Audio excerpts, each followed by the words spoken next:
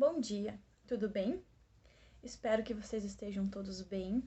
Estou ansiosa, para essa primeira aula, ansiosa pelo retorno de vocês, desse nosso diálogo, dessa nossa conversa nessa primeira aula. Bom, a aula de hoje, ela vai funcionar da seguinte forma. O conteúdo é a crise capitalista de 1929.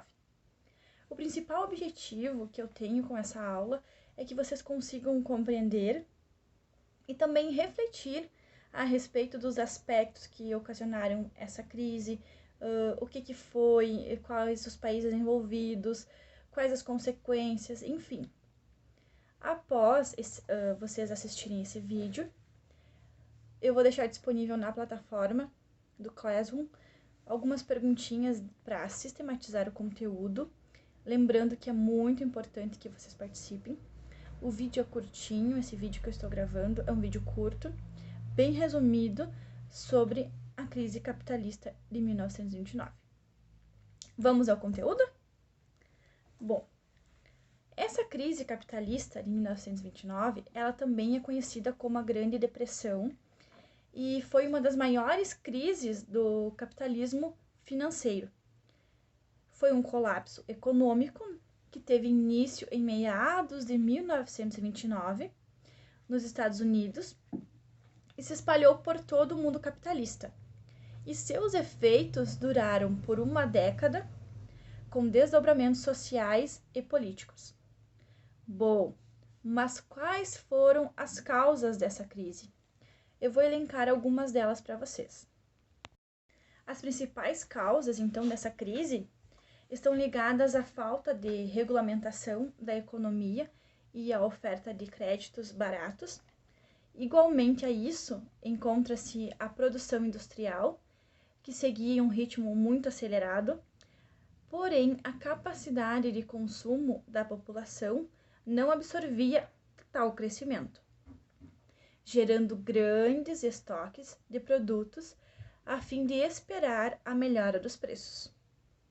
Outro fator também importante é que a Europa, que tinha se recuperado da destruição da Primeira Guerra, não precisava mais dos créditos e dos produtos americanos. Bom, com os juros baixos, os investidores passaram a investir o seu dinheiro na bolsa de valores e não em setores produtivos. E ao perceber a diminuição do consumo, o setor produtivo passou a investir e a produzir menos, para compensar as suas perdas com a demissão de funcionários e todas as questões que levaram à crise econômica. Com tanta especulação, na época, as ações da Bolsa de Valores, elas começaram a se desvalorizar, começaram a cair. O que gera, então, uma queda, ou um crack, como eles chamam, na Bolsa de Nova York, onde no dia 24 de outubro de 1929, esse dia é conhecido mundialmente como uma quinta-feira negra. O resultado dessa queda da Bolsa de Nova York é óbvio, foi o desemprego, de forma generalizada. E também aconteceu nesse período muitas reduções salariais.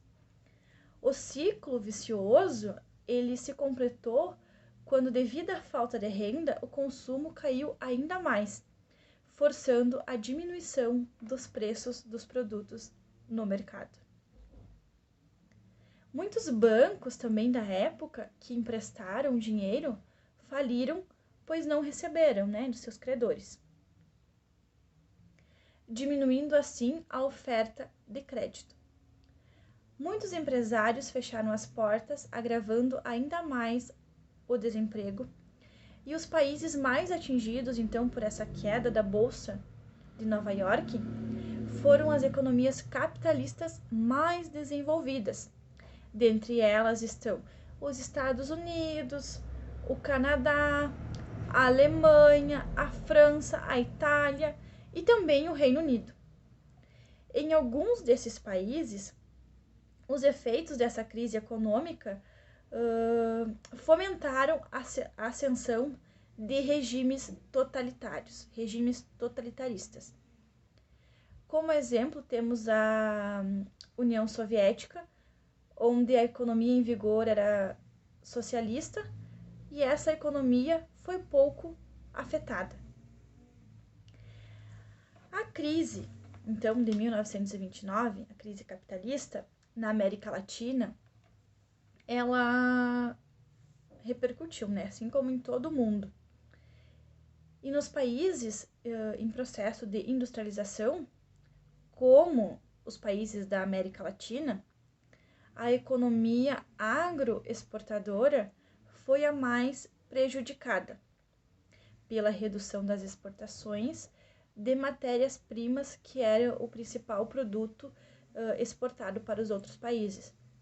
E ao longo da década de 1930, contudo, essas nações elas puderam assistir um incremento em suas indústrias, devido à diversificação de investimentos nesse setor. Bom, mas e o Brasil? O que o Brasil tem a ver com essa crise de 1929? A economia, na época, nos Estados Unidos, atingiu em cheio o Brasil. Por quê? Porque nesse momento o país ele exportava praticamente apenas um produto, que era o café. E as boas colheitas já tinham sido feitas e o preço, teve queda. Então, nesse momento, com a exportação do café e as boas colheitas, o preço do produto teve queda. Além do mais, como não era um produto de primeira necessidade, um produto essencial, um produto básico, vários importadores diminuíram as compras de forma bem significativa.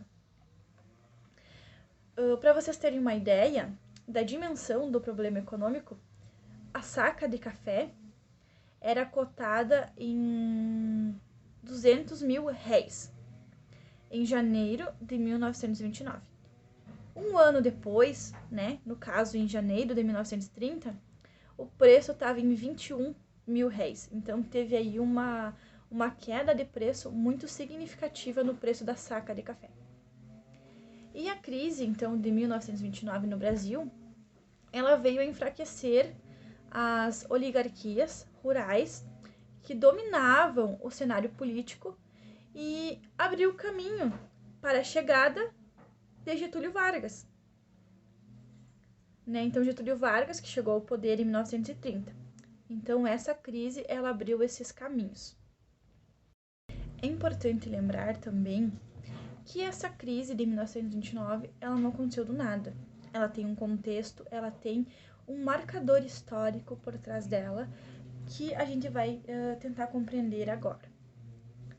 Na época, então, como comentado antes, tinha terminado a Primeira Guerra Mundial, em 1918. E os parques industriais e a agricultura na Europa estavam destruídos, permitindo aos Estados Unidos que exportassem em larga escala para o mercado europeu. Então, os Estados Unidos também se transformou no principal credor dos países da nação europeia. Essa relação gerou interdependência comercial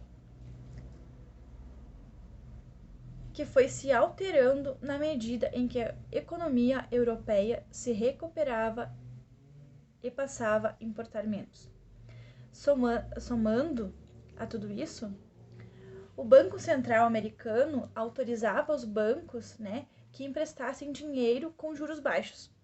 O objetivo era fomentar ainda mais o consumo, mas o dinheiro acabou indo para a Bolsa de Valores. Dessa maneira, foi quando, em 1920, os investimentos em ações de Bolsa de Valores também aumentaram, uma vez que essas ações eram artificialmente valorizadas para parecerem vantajosas. Contudo, né, como se tratava de algumas especulações, as ações não possuíam cobertura financeira. Como um agravante, o governo dos Estados Unidos inicia uma política monetária para reduzir a inflação, né, para reduzir o aumento dos preços. Quando deveria combater a crise econômica provocada pela deflação econômica, pela queda dos preços. Então, primeiramente, a economia norte-americana, né, principal credora internacional, ela passa a reivindicar a repatriação de seus bens emprestados às economias europeias durante a guerra e a reconstrução.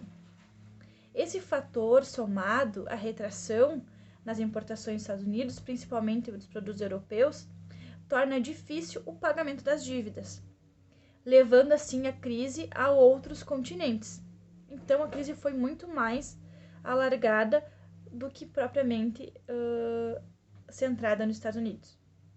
Esta crise já era perceptível em 1929.